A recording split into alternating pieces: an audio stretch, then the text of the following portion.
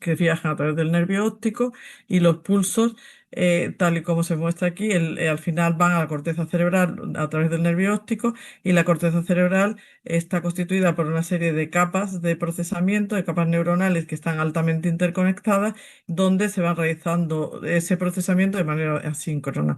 El pulso llega, se conecta con todas las demás neuronas. Si hay algún tipo de reconocimiento de un feature, de manera asíncrona y en tiempo real se comunica a la siguiente capa y así sucesivamente, de manera que se hace el reconocimiento de forma totalmente asíncrona y en tiempo real. No existe un fotograma como en los sistemas convencionales.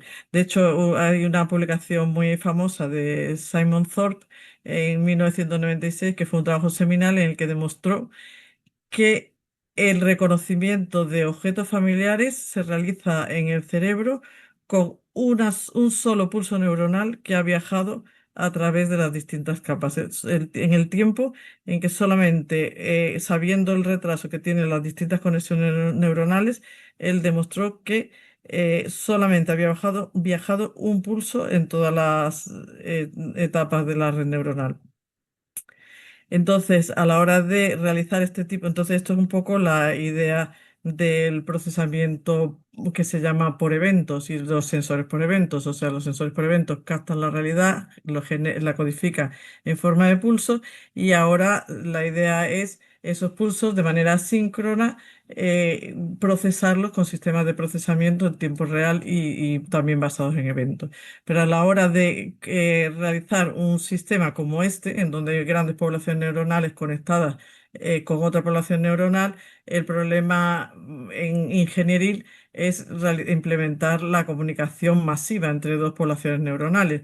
Entonces, aquí, y esto se hace con una idea que surgió en Caltech en los años 90, que es lo que se llama el Address Event Representation. La idea del Address Event Representation es que tú codificas el estado de las neuronas de un chip emisor. Esto, por ejemplo, es un chip donde existe una población neuronal y la actividad de esas neuronas se codificaría como una secuencia de pulsos, donde los pulsos se transmiten de forma multiplexada en el tiempo en un bus digital de alta velocidad y hay otra población de neuronas en un chip receptor que es capaz de recibir los pulsos y reproducir la información. O sea, en el bus digital lo que se codifica es solamente la dirección de la neurona emisora mediante un encoder y en el chip receptor se decodifica el pulso, la dirección correspondiente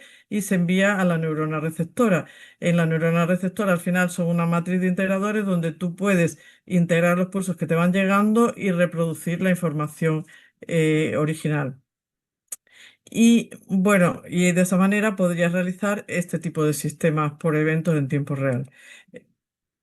Esta es un poco la idea. Y entonces ahora pasaré a explicar un poco eh, cómo son los sensores de visión sin fotogramas, sino se llaman event driven o por eventos. O también a veces se llama spike driven, porque la comunicación es por eventos de direcciones o mediante pulsos que emulan los pulsos nerviosos. Entonces, la idea está aquí un poco ilustrada, entonces, que es esta es la idea de lo que pasaría en un sensor de visión convencional. En un sensor de visión convencional, lo que se hace es que la luminosidad incidente se integra en un integrador, que es como funcionan los Active Pixel Sensors, integran durante un tiempo de integración y después de manera periódica, que es lo que se conoce como tiempo de fotograma, lo que se ha integrado se escanea y se manda y se va reproduciendo una imagen estática cada 30 milisegundos. Entonces, si tú, por ejemplo, tienes una hélice que rota a muy alta velocidad, lo que pasa con respecto al tiempo de integración, pues es cuando se ve tu imagen borrosa, porque la imagen no aparece nítida porque el tiempo de integración es mayor que el tiempo de movimiento de la imagen. Y si además ese tiempo de movimiento es rápido con respecto al tiempo de fotograma, pues se observarán saltos en la imagen. Entonces, en un sensor de visión bioinspirado, que es como hace la retina biológica, lo que se codifica es la información de contraste espacial o temporal. Entonces, esta imagen ilustra lo que pasaría con una hélice rotando a alta velocidad, pero que está observada la salida que sería con un sensor de visión bioinspirado, que lo que codifica es el contraste o espacial o bien temporal. Entonces, un punto de la hélice, al moverse, iría generando toda una secuencia, un flujo de eventos que codifican las distintas direcciones por las que este punto va pasando y va generando un contraste espaciotemporal. Y se mantiene se preserva toda la información realmente de la imagen con mucha resolución temporal y espacial, pero además se comprime la información, porque toda la parte estática de una imagen o donde no existe contraste se elimina. Entonces, las primeras retinas bioinspiradas, la primera que la hizo una autora, Misa Mahowal, en Caltech en el año 88 y estaba inspirada un poco en la idea de la retina biológica. La retina biológica tiene una serie de capas de procesamiento donde hay un fotorreceptor que es la que sensa la luminosidad de manera estática, pero luego existe una conectividad de celdas que hacen una extracción de bordes espaciales y a la vez se calcula, las celdas bipolares calculan un promedio y se hace una resta de ese promedio. De esa manera se extrae el contraste espacio-temporal. Se hace un promedio espacio-temporal también. Entonces, la retina de Mahowal estaba inspirada en esta idea y aquí se ilustra un poco. Había un fotorreceptor donde la corriente del fotorreceptor se difundía mediante una red de resistencias que calculaban como una especie de promediado espacial y luego se restaba el promedio de esas resistencias con respecto al promedio con respecto a la luminosidad del fotorreceptor em, local y de esa era la salida. Esta primera retina no tenía la salida en eventos, daba una salida estática, pero solamente de contraste. Después, una siguiente versión que también fue bastante pionera fue la retina de Bohagen. La retina de Bohagen era una versión un poco bueno, una versión integrada de esta retina donde en lugar de resistencia, el promediado espacio-temporal se hacía mediante transistores acoplados que acoplaban una red de transistores en inversión débil que hacían como de red difusiva y después se hacía a través de circuitos transconductores se hacía el cálculo y esta era la ecuación que daba, donde la salida era la corriente local, bueno, un contraste espaciotemporal, un filtrado espaciotemporal de la corriente del fotorreceptor, una segunda derivada. Eh, bueno, también en este sentido, pues nosotros también realizamos varios trabajos que hacían este tipo de sensores de visión con contraste espacial. Entonces, este fue, por ejemplo, nuestro primer prototipo, pero bueno, en este caso era la corriente del fotorreceptor. Se hacía que es aquí, como se observa se le hace una copia que entra en una red difusiva donde se calcula un promediado del espacial y después mediante un circuito translineal se calculaba el contraste que era y se hacía, esta era la ecuación resultante.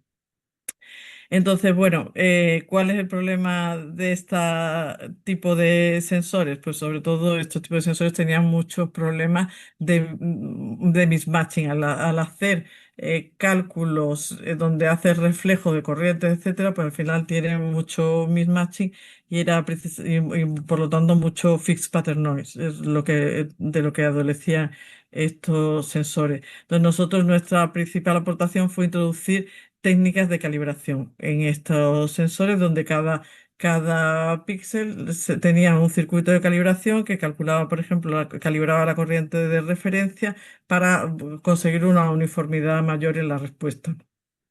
Entonces aquí, por ejemplo, muestro resultados del segundo prototipo. Este segundo prototipo, pues también era parecido, estaba inspirado en el prototipo de Boagen, donde sacaba un espaciado, un filtrado espaciotemporal de la respuesta, pero donde aquí se añade una corriente de calibración y además se le resta un offset para que cuando no hay contraste realmente no genere eventos, porque esto era un problema que tenía este circuito, que en ausencia de contraste, cuando el I-average es igual al I-photo, sale IREF y por lo tanto te sale cada píxel, incluso en ausencia de contraste, estaba generando un flujo de eventos permanente. Y en este ya se reduce, con lo cual consume ancho de banda, que es lo que uno no quiere. Uno quiere que sea lo más eficiente, la salida sea lo más eficiente posible para ahorrar ancho de banda y consumo energético. Entonces, en este se solucionaba este problema.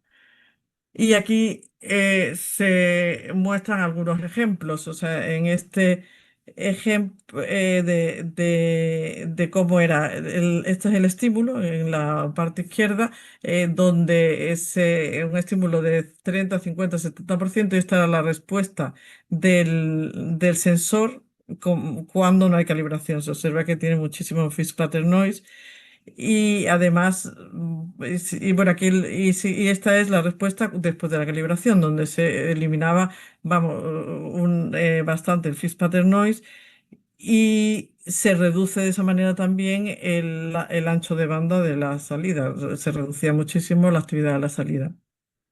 Y bueno, este prototipo era un prototipo experimental de 32 por 32 y aquí se muestran algunas capturas de imágenes naturales que se hacían con el prototipo calibrado. Entonces, bueno, mejoraba mucho la calidad de las imágenes con respecto a los prototipos, los primeros prototipos anteriores.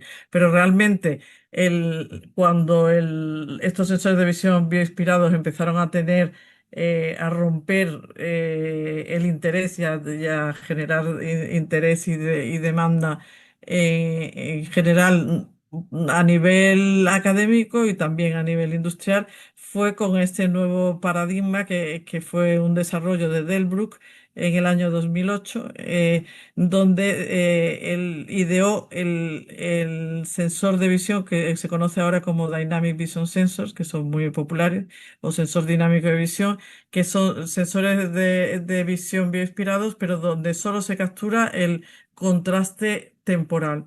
Y de esa manera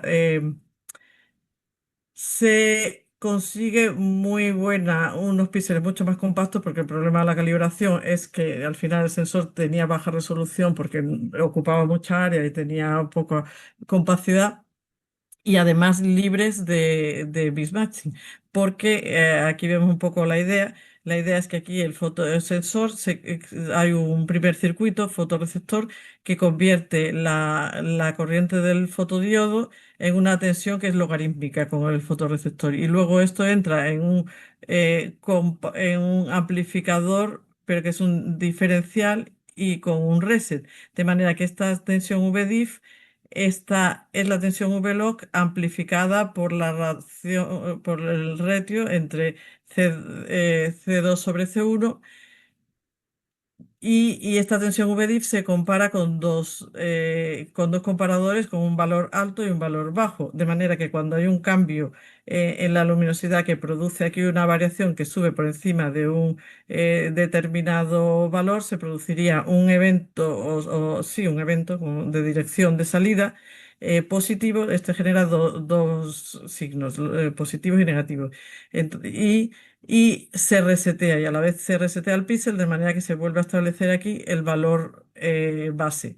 De esa manera se van haciendo solamente, se van codificando solamente los cambios de luminosidad. Entonces aquí, por ejemplo, se ilustra lo que ocurriría suponiendo un estímulo de esta manera, un estímulo hipotético donde la luz, la luminosidad aumenta y la luminosidad luego baja. Entonces, lo que se codifican al final son los valores incrementales de la luminosidad en el tiempo y aquí generaría eventos positivos porque está aumentando la luminosidad y en la zona en que la variación relativa es mayor, hay mayor densidad de eventos positivos y luego cuando baja, pues se producirían eventos negativos. Y entonces, bueno, una de las ventajas de este sensor es eso, que como todo se hace en el mismo píxel, bueno, las capacidades C1, C2 tienen muy baja mismatching y luego el resto de mismatching se elimina por el autorreset del píxel. Entonces aquí se muestra el resultado experimental. Esto es una bolita que está rotando a alta velocidad y esto se ve que la frecuencia de rotación es de 2,5 1 partido por 2,5 milisegundos. Y sin embargo, los puntitos rojos son eventos de un signo y los puntitos azules eventos del signo contrario. Y se ve cómo se puede resolver con mucha resolución temporal la posición exacta de la bolita en el espacio y en el tiempo. Y bueno, este vídeo es un vídeo que he generado también por el grupo de Tobias Delbrück, donde ilustra un poco la operación del sensor. Entonces se ve bueno, no sé aquí sí, si le doy aquí, sí, el vídeo funciona. Esto es aquí es el estímulo, que es un punto negro rotando, y esto sería a ver si puedo con el ratón, aquí, el vídeo. No me está funcionando bien. A ver, play. Esto sería la parte de arriba ilustra lo que generaría un sensor convencional por fotogramas, que se vería, pues eso, cuando se mueve la bolita estática rotando. Y si la bolita no se mueve, también se seguiría viendo la bolita de manera continua y habría una redundancia temporal de la información. Si la bolita se mueve muy rápido, se produce un blurring, la imagen aparece difusa y abajo se ilustra lo que pasaría con un sensor de VDS. Entonces, no hay o sea, se sigue perfectamente con, con resolución temporal de microsegundos el movimiento de la bolita y además, como se ha visto en algún punto, cuando la la bolita se mueve despacio, pues se genera menos información. Cuando la bolita no se mueve, no se generaría información. En este punto en que la bolita no se mueve, el sensor de UVS tampoco produciría eventos. De esta manera se produce eliminación de la redundancia de información espacial y temporal, lo cual es luego muy bueno cuando se quiere hacer un procesado posterior. Entonces, bueno, aquí se ilustra un poco la idea del píxel de Delbrück, que ya he explicado un poco. Y bueno, y lo que se conoce como en Delbrück define la sensibilidad del sensor, que es el mínimo contraste que es capaz de detectar el sensor, al final depende de cómo pongas estos umbrales, la diferencia entre los umbrales positivo y negativo y el valor VDIF de aquí, que se establece de manera estática, y dividido por la ganancia del píxel, que la ganancia de aquí a allí. Y la ganancia o sea, al final el mismatching, esta sensibilidad depende solamente del mismatching del amplificador pero, y del mismatching en esta ganancia, pero como he explicado, aquí la n es la constante en subumbral, la pendiente en subumbral, que es un parámetro tecnológico que no tiene mismatching, porque es un parámetro más bien físico. La VT es el thermal voltage, que también es un parámetro físico que no tiene mismatching. Y el C1 y el C2 son capacidades que también en circuitos integrados tienen muy poco mismatching, con lo cual primer prototipo fue como el primer prototipo funcional de retina bioinspirada, donde se consiguió muy buena muy buen phase pattern noise Después también tiene una ventaja muy importante que tiene un alto contraste en la luminosidad, porque como lo que se generan solamente son diferencias, en la luminosidad local, pues tiene mucho rango dinámico en la entrada, o sea, tiene que es una de las cuestiones de las que adolecen las cámaras convencionales, que es el rango dinámico. Em, y bueno, entonces, bueno, en este sentido también nosotros hemos trabajado con este concepto de los Dynamic Vision Sensor y el problema que tenía inicialmente este sensor era que tenía bajo contraste, o sea, el contraste que viene dado por la ganancia C1, C2, si pones una ganancia muy grande, pues también el píxel se hace muy grande. Entonces nosotros propusimos introducir dos mejoras, una preamplificación inicial, donde se introduce una ganancia inicial antes de la etapa C1, C2, que mejora la sensibilidad del píxel. Y bueno, en un primer prototipo y en un segundo prototipo era una etapa mucho más compacta donde se mejora la sensibilidad porque este primer amplificador funcionaba sí tenía mismatching, pero en este segundo idea propuesta, esta forma de amplificar, que es un amplificador de transimpedancia, la amplificación que se consigue solamente depende del factor n, donde n es el número de diodos que se ponen aquí en stack, que se conectan en serie. Entonces, por lo tanto, es un factor que tampoco que tiene cero mismatching y además esta etapa funciona con corrientes muy bajas en su umbral. Entonces, bueno, pues esta es un poco donde ilustro el primer prototipo. Esta era tenía aquí lo que implementábamos era una preganancia con dos amplificadores muy sencillos, pero y el factor este G, que es la ganancia de todos estos amplificadores, es lo que se mejoraba en sensibilidad al contraste. Sin embargo, como esto depende primero que la tapa funcionaba en, es- sobre umbral y después que como esto depende de los valores relativos de los aspect ratios de estos dos transistores, sí introduce mismatching. Bueno, aquí ilustro el primer prototipo que estaba fabricado en la tecnología de AMS de 0,35 micras, que es una tecnología que tiene cuatro metales y dos polis. Perdón, dos, sí, exactamente. Y bueno, el prototipo ocupaba más o menos unos 25 milímetros cuadrados y era un prototipo de 128 por 128 píxeles, donde aquí se muestra un conjunto de 2 por 2 píxeles. Cada píxel más o menos tenía un área de 35 por 35 micras cuadradas. Y este es el segundo prototipo donde la idea fue, pusimos en serie dos etapas de manera donde cada una introducía una amplificación, esta introducía una amplificación de un factor 4 y esta un factor 3. De esa manera se conseguía una amplificación adicional y se mejoraba la sensibilidad al mismatching, digo, perdón, a la sensibilidad al contraste por un factor, en teoría un factor 12, en la práctica era un factor 10 aproximadamente y nos introducía mismatching. Bueno, y este es el prototipo que se fabricó también en la tecnología MS 0,35 micras.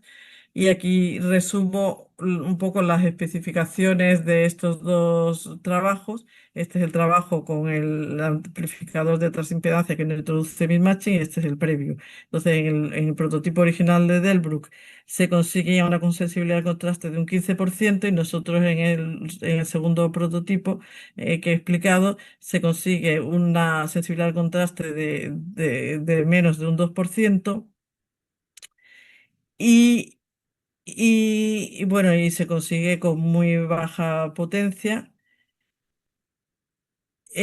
Bueno, lo que se paga en este prototipo en precio es que se disminuye el rango dinámico intraescena, porque al haber una preamplificación previa a la diferenciación, pues puede haber saturación si hay una gran diferencia en la luminosidad dentro de la misma escena. Bueno, y aquí ilustro un poco, o sea, aquí se ve cuál era este prototipo y este es un experimento que hacíamos donde pasábamos las cartas, una baraja de cartas a muy alta velocidad. Y bueno, y esto un poco para ilustrar el concepto. O sea, este es un visualizador donde se visualizan los eventos, pero al final lo que tú sacas, la salida del sensor, es una lista de eventos donde cada uno de los píxeles que genera que tiene un contraste en un determinado momento o positivo o negativo, pues te genera una dirección y la polaridad del evento. Y cuando tú los capturas en un ordenador, le vas poniendo un tiempo y al final en el ordenador lo que tienes es una lista de direcciones y de tiempos. Y eso lo puedes reproducir esto es un programa que desarrollaron también en el Instituto de Neuroinformática de Suiza, que es muy popular, que se llama JR, donde al final lo que se hace es reproducción de los eventos.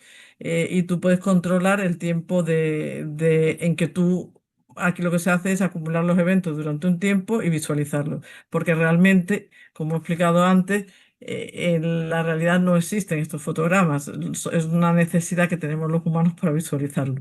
Entonces, hay una reconstrucción, por ejemplo, de los eventos producidos por dos personas caminando que están observados por un sensor dinámico de visión durante 40 milisegundos. Pero aquí, por ejemplo, ilustro qué pasa con las cartas. Cuando nosotros pasamos las cartas a muy alta velocidad, pues lo que ves es si tú haces los histogramas con tiempos de milisegundos, no se ve nada absolutamente, no ves las cartas pasar, ves todo blurry.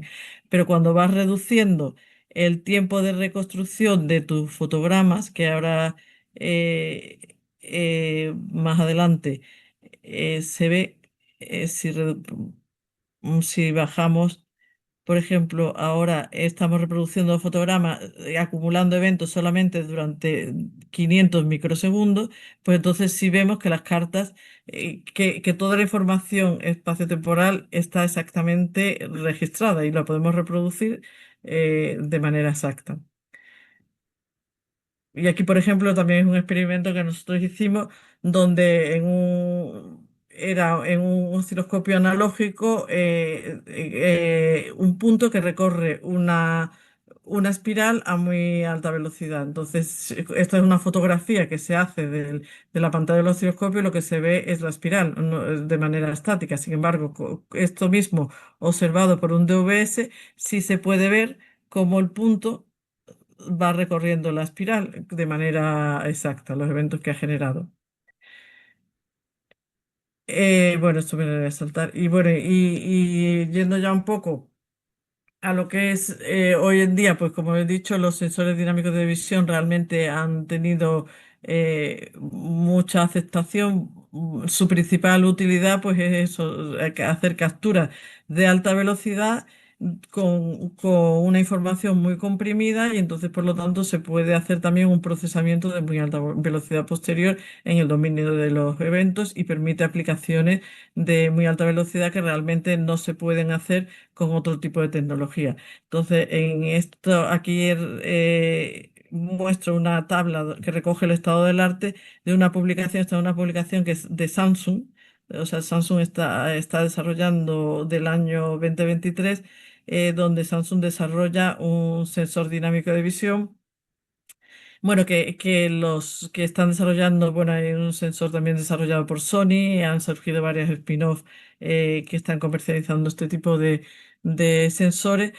Algunos de ellos, por ejemplo, el de Samsung, usan tecnología híbrida, pero combinan, por ejemplo, en este trabajo de aquí, se consigue 2 megapíxeles de eventos y se combinan con una resolución de 35 megapíxeles de píxeles normales funcionando mediante fotograma, de tal manera que este tiene una salida doble, salida de fotograma y salida en evento. La salida de fotograma muchas veces sirve para sincronizar y para visualizar y la salida de eventos es para hacer reconocimiento de alta velocidad. De hecho, estos sensores se usan, por ejemplo, en móviles para estabilizar imágenes, para cosas de mucha velocidad. Y bueno, y aquí también presento un poco, ya como se ve, estos han pasado a uso comercial y ahora lo que generan es una gran cantidad, o sea, muy alta resolución y un gran flujo de eventos. Entonces, el problema ya muchas veces es que hay que reducir, aunque es información comprimida, hay que reducir esa información y porque al final procesar esa información requiere un tamaño de procesador muy grande, de mucha resolución y un ancho de banda también de comunicación muy alto. Entonces, en nuestros trabajos más recientes lo que hemos propuesto es esta idea, solucionar este tema con foveación, que al final es una solución bioinspirada que utiliza el ojo humano. En el ojo humano hay una zona de muy alta resolución donde se fija la vista para el reconocimiento de objetos y luego hay un campo de visión muy grande de visión periférica, donde simplemente se hace más bien reconocimiento de movimiento. Y la mayor parte de los recursos de la corteza cerebral están dedicados solamente a la zona foveal. La zona foveal cubre muy pocos grados, 5 grados de ángulo de visión, y sin embargo ocupa la mayor parte de los recursos de la corteza visual. Entonces, la idea de nuestra propuesta pues, es realizar un sensor donde la foveación sea electrónica, o sea, nosotros podamos controlar de manera dinámica la resolución de la zona, de las distintas zonas del sensor. Además, al hacer resolución, foveación electrónica, en un momento dado no estás limitado por una fobia, sino que puedes tener distintas zonas de foveación. Entonces, de esa manera el sensor se puede configurar por defecto el background en baja resolución y hacer una red de baja resolución donde se haga reconocimiento de zonas de interés y después las zonas de interés se controlen de forma dinámica y son ya regiones más pequeñas que requieren también sistemas de reconocimiento de menor resolución, más pequeños. Entonces, de esa manera dinámica, puedes ir también alocando de forma dinámica los recursos computacionales que tengas disponibles. Entonces, como en esta publicación es lo que reciente de este año, demostramos un prototipo de 128 por 128 de sensor dinámico de visión con foveación electrónica. Entonces, en este prototipo lo que hacemos es simplemente que se puede configurar, se pueden agrupar de manera totalmente programable los píxeles en zonas de alta y de baja resolución conectando muchos píxeles vecinos en este nudo de suma de corrientes. Y esto es el sensor que hemos realizado también en la tecnología de AMS035 Micra. Ocupa un área parecida de 25 milímetros cuadrados a la anterior y con una resolución muy parecida. Lo único que añadimos es aquí en cada píxel pues dos llaves que permiten conectar con el vecino de arriba o con el vecino lateral, y en cada píxel, pues también hay dos biestables de memoria que almacenan la configuración del píxel, si está conectado al vecino de arriba o si funciona de forma independiente. Y también para aquellos píxeles que están formando una región de clúster, se deshabilita la generación de eventos. De tal manera que solo uno de los píxeles de cada macropíxel, cuando están configurados como macropíxel, genera los eventos de salida correspondientes a todo el macropíxel y reducimos el ancho de bandas de salida.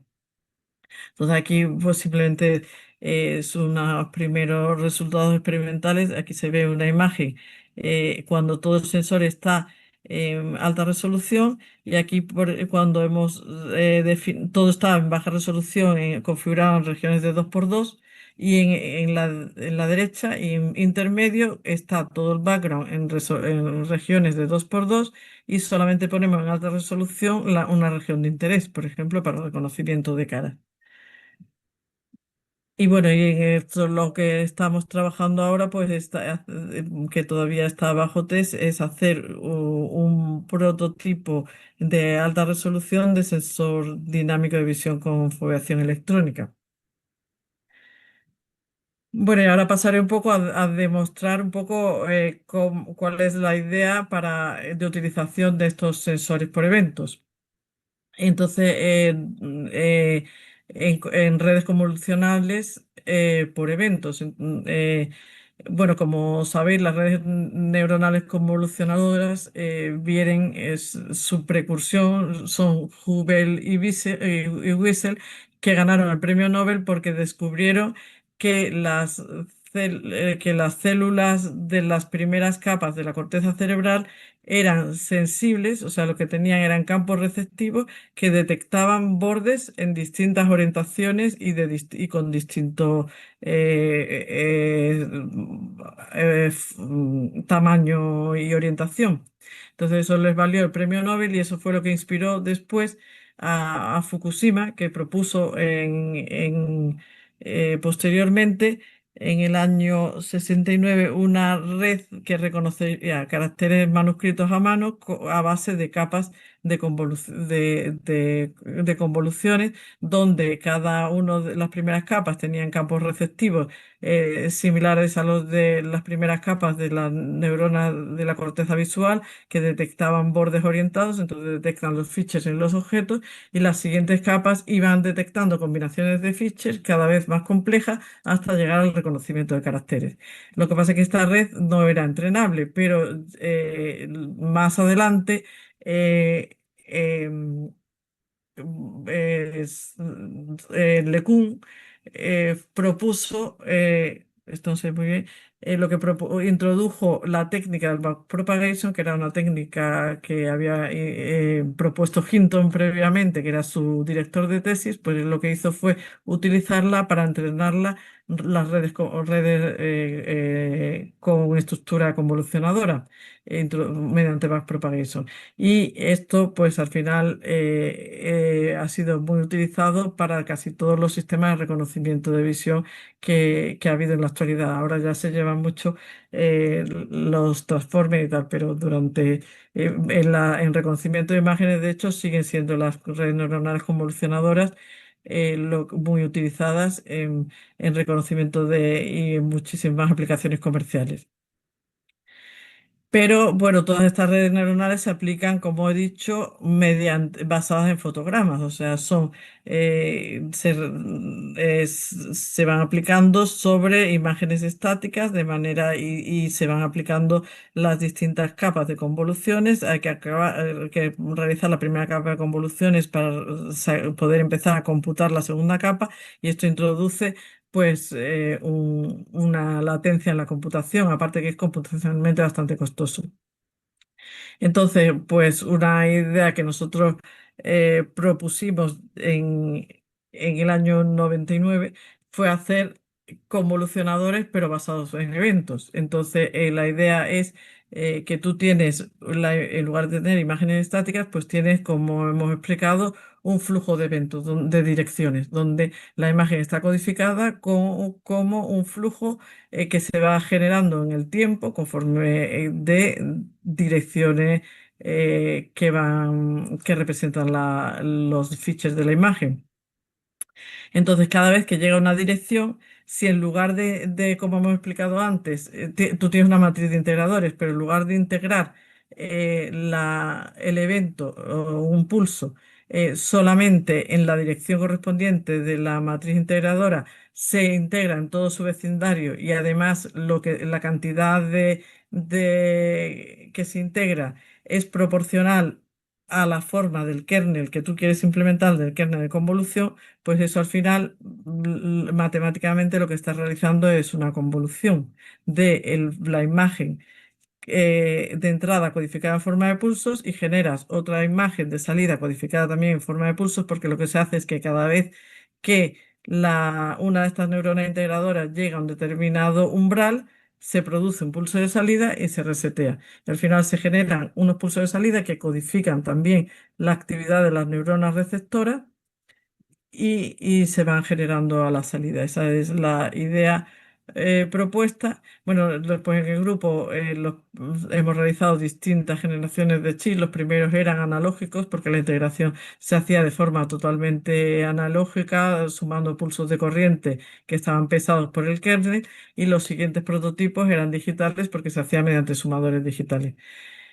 Eh, y bueno, ¿cuál es la ventaja de esto? Pues que se puede hacer un reconocimiento en tiempo real y de muy alta velocidad. Estos son, por ejemplo, aquí muestro un experimento que hicimos con un chip de convolucionador, donde la imagen es esta. La imagen de entrada está codificada, es generada de forma sintética, pero era la codificación en eventos de dos hélices que rotaban. Una era rectilínea y otra tiene forma de S. Y las dos hélices rotan a 2000 revoluciones por segundo. Y a la vez se desplazan en la pantalla, se desplazaban una verticalmente y otra de forma diagonal. Entonces, la imagen que tú obtendrías con una cámara normal de 30 milisegundos era esta. O sea, tú ves dos borrones que se desplazan, vamos, que ni siquiera ves que se desplazan, lo ves de forma estática.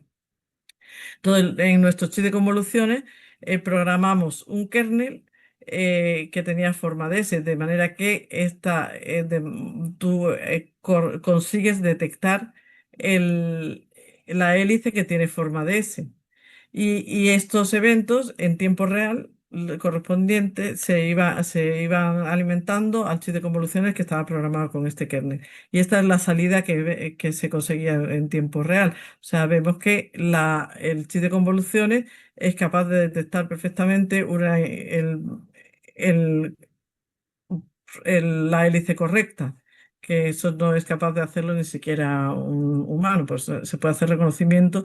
Y entonces esto es lo que nosotros llamamos un poco pseudo-simultaneidad. O sea, porque cuando realizas las convoluciones en eventos en tiempo real, procesando de forma síncrona los eventos de entrada, como hemos explicado que hace el cerebro, que van entrando los eventos y los va procesando de forma síncrona en las distintas capas neuronales, pues el retraso que tú tienes entre los eventos de la entrada de la capa y los eventos de salida es prácticamente despreciable, o sea, prácticamente coexisten. Entonces, esto es un experimento, el experimento de estar la imagen de las dos personas caminando, los eventos que se generan durante 40 milisegundos, que un total de 1600 eventos son estos.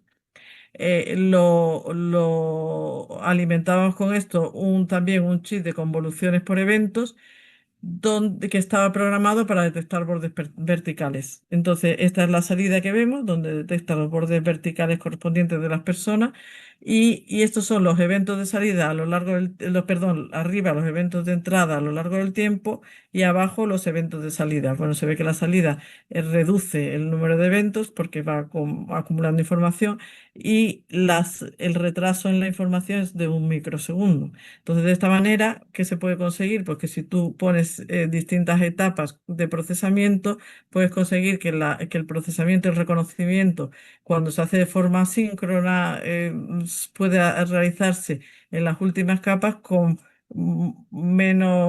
pocos microsegundos de retraso, que esto era un poco la idea. Si tú este procesamiento lo haces fotograma haciendo distintas etapas de convoluciones que vas haciendo fotograma a fotograma, pues tú cada etapa en una Deep Neural Network, cada etapa de profundidad que añade una latencia, que es el cálculo correspondiente al tiempo de computación de la capa, que sin embargo, si lo haces mediante eventos, no se hace latencia adicional.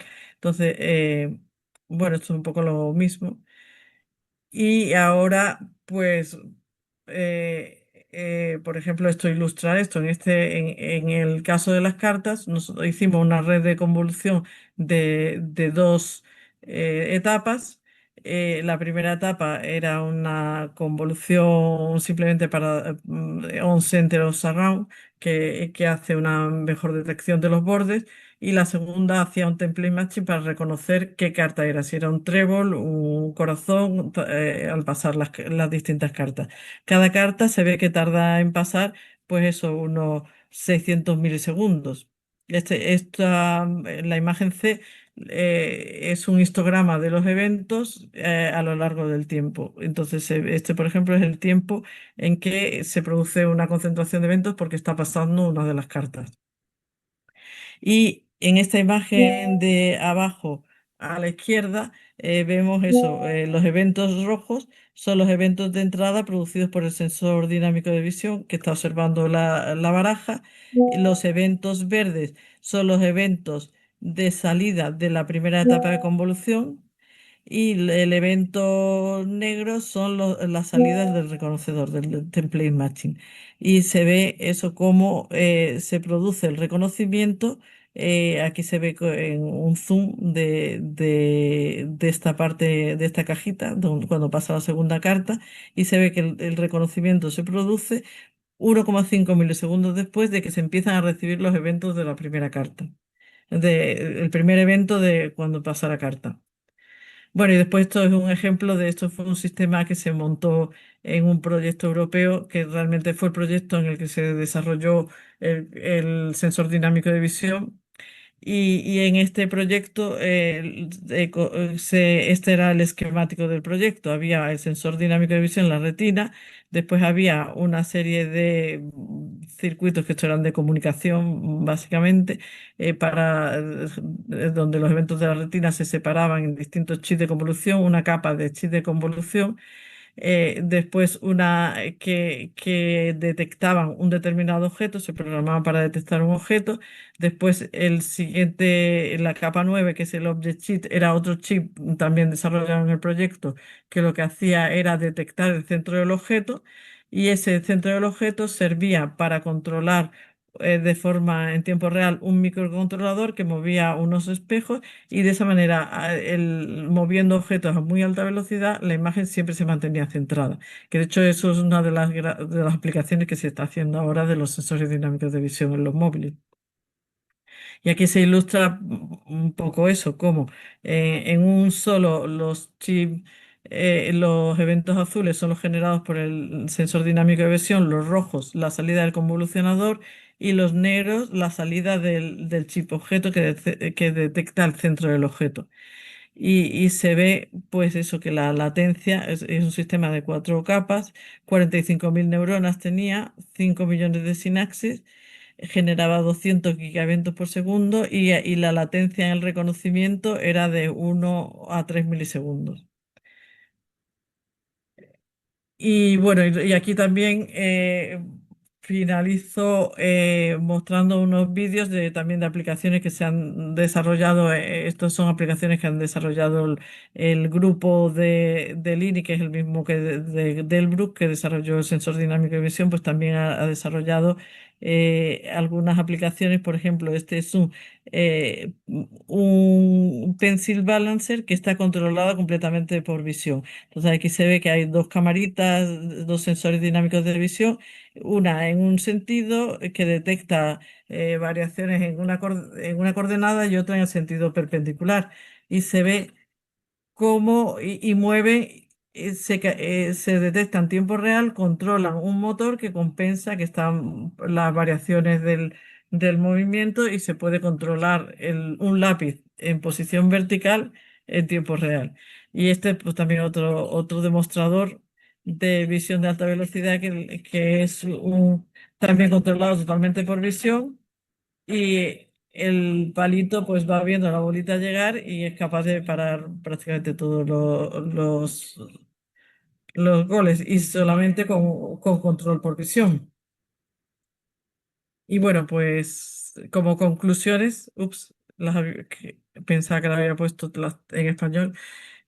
Bueno, pues eso, que el sensado y la computación por eventos, que es una tecnología y bioinspirada, que tiene potencial para resolver problemas de alta velocidad que no se pueden resolver con sensores por fotograma. O sea, existen cámaras de fotogramas de muy alta velocidad que a lo mejor cogen fotogramas cada 1 milisegundo, pero al final generan una cantidad de información redundante en el espacio y en el tiempo que al final no se puede procesar. Entonces la solución bioinspirada es mucho más eficiente. Eh, entonces eso, la tecnología de sensado por eventos permite un sensado de alta velocidad y que a la vez comprime la información de forma y solamente mantiene la información relevante, mantiene a la vez la información espaciotemporal exacta de la escena, no se pierde al construir frames o fotogramas. Después el procesado asíncrono en tiempo real produce una salida que es prácticamente simultánea, pseudo simultánea entre la entrada y la salida.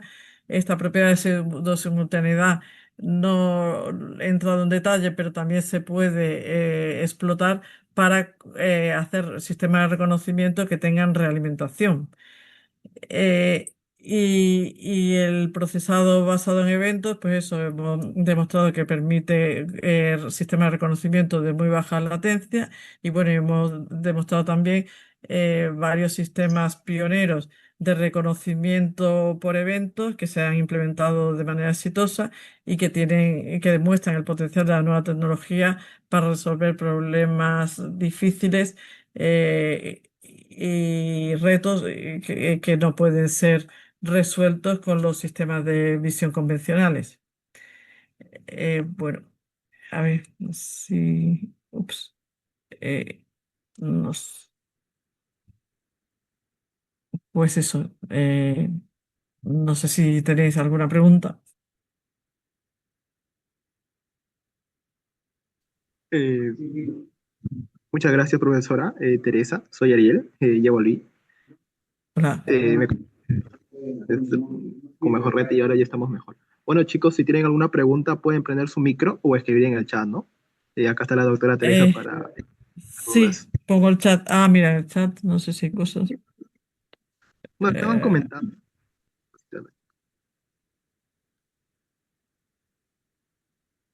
eh,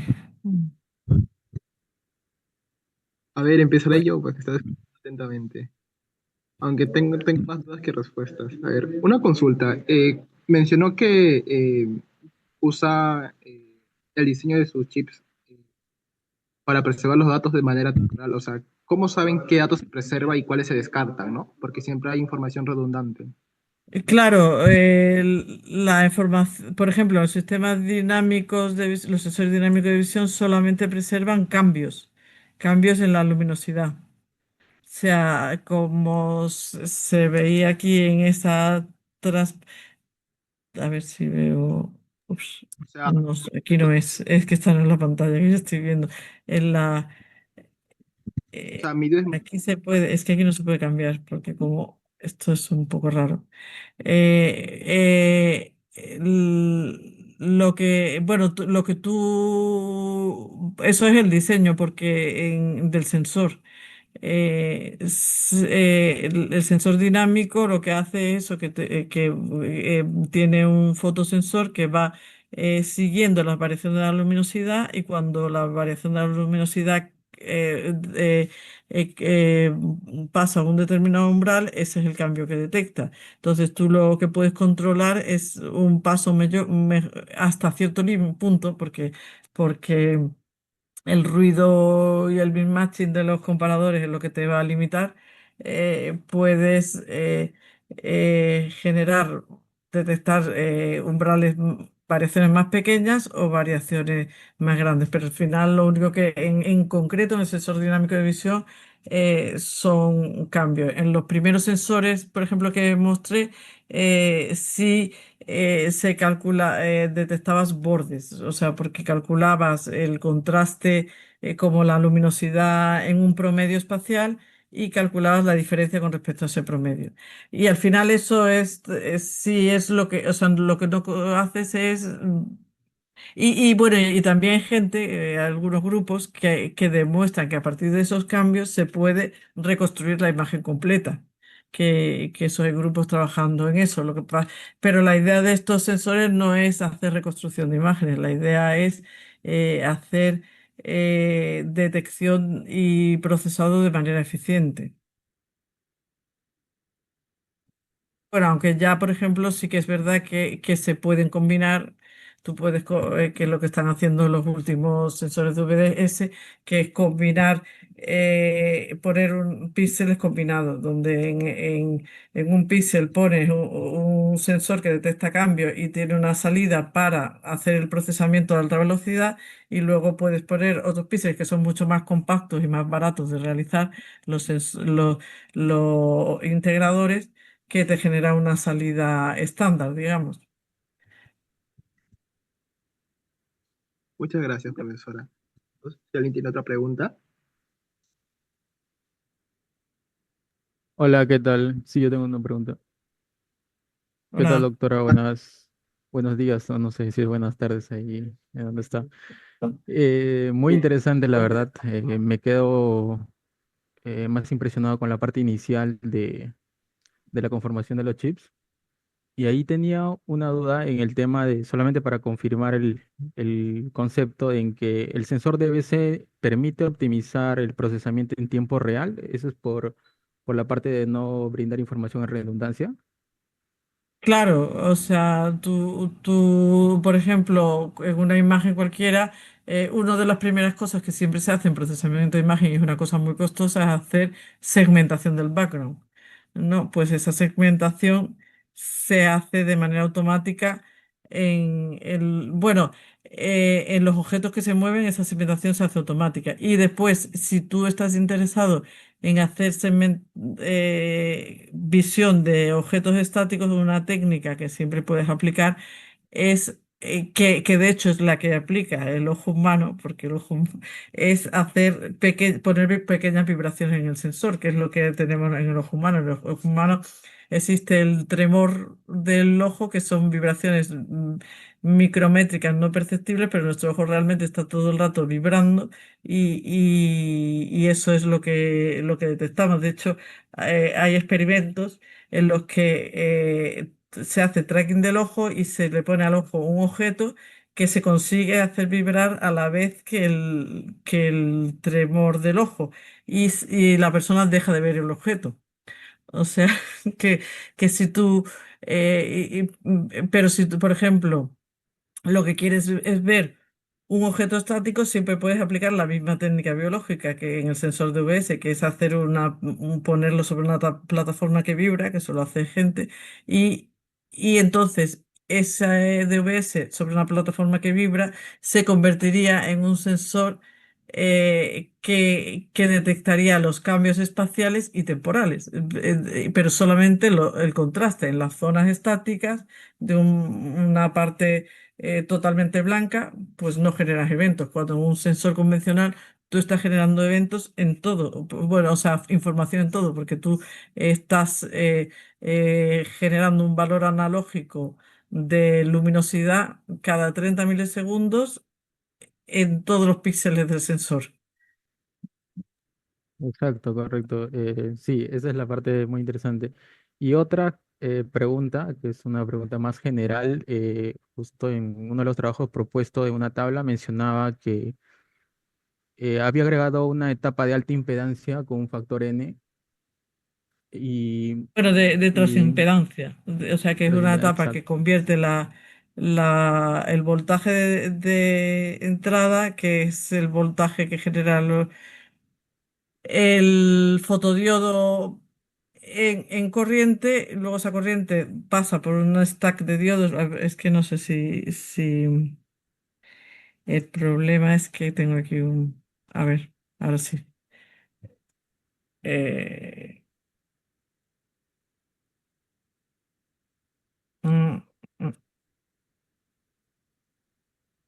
Aquí, por ejemplo. Entonces, esta que es la VPH es aquí este es el fotodiodo. Genera La VPH es la tensión que es logarítmica con la corriente del fotodiodo. Entonces, esa tensión la convertimos aquí en corriente mediante este MP2. Como esta es una VG fija, esta la usamos en realidad para hacer porque he comentado ya, esos son detalles finos, que esta te permite hacer un ajuste de la luminosidad global. Porque si, eh, pero bueno, esto es fijo y entonces esta VGS se convierte aquí en una corriente que va por este stack de fotodiodos y al final la tensión de salida de aquí se demuestra que es proporcional a la misma logaritmo de la fotocorriente, pero multiplicada ahora por el número de diodos que he puesto en stack. No, ok, Bueno, ok. esto está funcionando en subumbral, o sea, esto es con las ecuaciones en subumbral, donde cada uno de los transistores, la corriente es logarítmica con la VGS. Ok, perfecto, ahora me queda más claro. Muchas gracias. Profesor, hay una pregunta en el chat de Bianca Priscila. Dice, buen día, doctora Teresa. Muchas gracias por su ponencia. Me pareció sumamente Elementos y claro. visuales podría ocultar una amenaza o patrón significativo como un objeto camuflado que no se mueve. Bueno, claro, o sea, aquí un objeto que no se mueve, tú no lo detectas, pero siempre, como he comentado, lo puedes detectar añadiendo vibraciones en el sensor. Si lo que quieres es detectar objetos estáticos,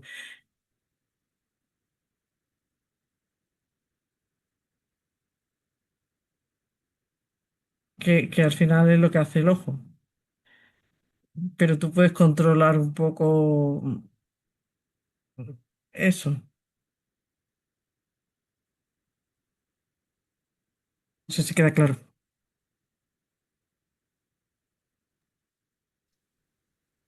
Parece que sí. No respondió, asumimos que sí. Hay otra pregunta de Jonathan. Dice, le Ah, agradeció. muchas gracias igualmente. No domino mucho el tema. Existen posibilidades para usar su desarrollo de aplicaciones para captar imágenes satelitales.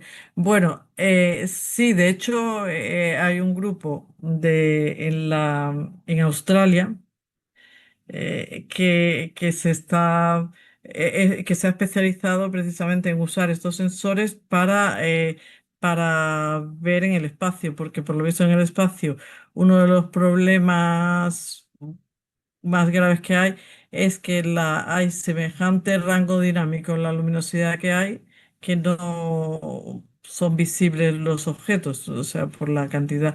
Y sin embargo, este sensor, como tiene un rango dinámico muy amplio, porque solamente es cada píxel que ajusta su rango dinámico, pues sí se está utilizando en el espacio para visualizar objetos en el espacio porque tiene unas propiedades. Entonces allí en Australia tienen un montaje súper chulo donde han montado los DVS sobre unos telescopios enormes y tienen ahí una estación de observación.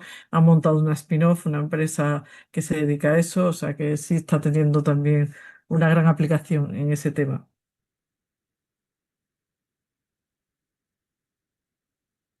Y después otra de las ventajas es que también son bastante inmunes a las radiaciones, o sea, funcionan bien a las radiaciones iónicas de la electrónica en el espacio.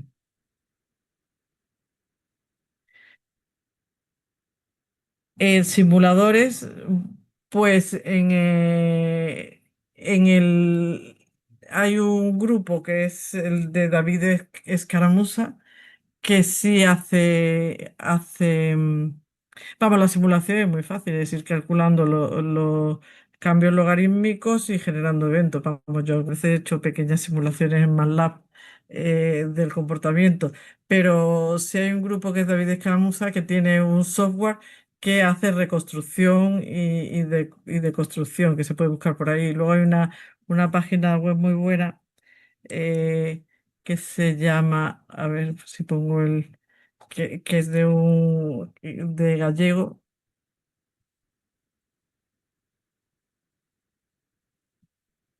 Guillermo Gallego, es Even Bay Vision Resources, para quien le interese el tema, pues, os voy a poner aquí en el chat que está muy bien porque este señor tiene recogido prácticamente toda la literatura que existe sobre sensores dinámicos de visión, toda y perfectamente al día. Y todos los recursos, o sea que ahí podéis hacer, tiene un Sarvi estupendo de todo, de recursos, simuladores, literatura, empresas que los comercializan, de todo.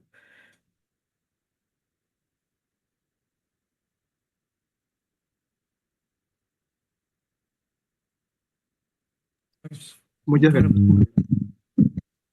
Eh, Tal vez creo que nos pueda comentar qué línea debería seguir alguien que se quiere especializar en su rama, en esto de sensores. bueno, eh, bueno, la línea, bueno, es que son muchas. Bueno, una de las cosas es hacer sensores que mejoren la generación de eventos de salida, que en eso también hay mucha investigación. Y bueno, también el ruido, porque también el límite que tienen ahora mismo estos sensores en aplicaciones es el propio ruido que genera el fotosensor. Hay gente también trabajando en eso. Y luego en aplicaciones es un campo abierto. Bueno, generación de bases de datos con estos sensores también, porque no existen realmente bases de datos buenas para luego hacer algoritmos de reconocimiento. Bueno, hay un montón de campos abiertos. Muy interesante. ¿Sabes si esto ya se está usando tal vez en drones, estos tipos de o Sí, robots? sí, también hay grupos que lo están usando en drones. Sí, se está usando mucho en robótica, en drones, sobre todo, claro, ahí la cosa diferencial es en alta velocidad. Entonces, si hay gente, por ejemplo, aquí hay un grupo en Barcelona de Juan Andrade lo está usando en drones y es uno de muchos. Hay mucha gente que lo está usando también en drones. Mm. En conducción automática, mm. Interesante. Chicos, si alguien tiene una última pregunta para hacer a la doctora Teresa, aprovechen que está acá. Bueno, doctora Teresa, tal vez tenga algunas palabras que decirnos para cerrar o alguna reflexión que nos quiera compartir o una invitación. Tal vez haya un Pues nada, programa. muchas gracias por vuestro interés y bueno, y lo único que no sé si he puesto mi contacto al final o no, pero si no, bueno, puedo pasar a ver el link de,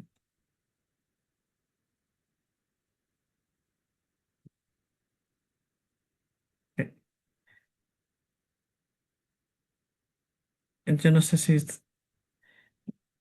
aquí también os paso el link de la página web del grupo y bueno, para cualquier cosa que muchas gracias por vuestro interés y os pongáis en contacto conmigo cualquier duda o cualquier interés en el tema. Muchas gracias a usted, doctora Teresa. Espero que tal vez podamos conseguir una próxima. Vale. Y despido a todos, chicos. Hasta luego, profesora.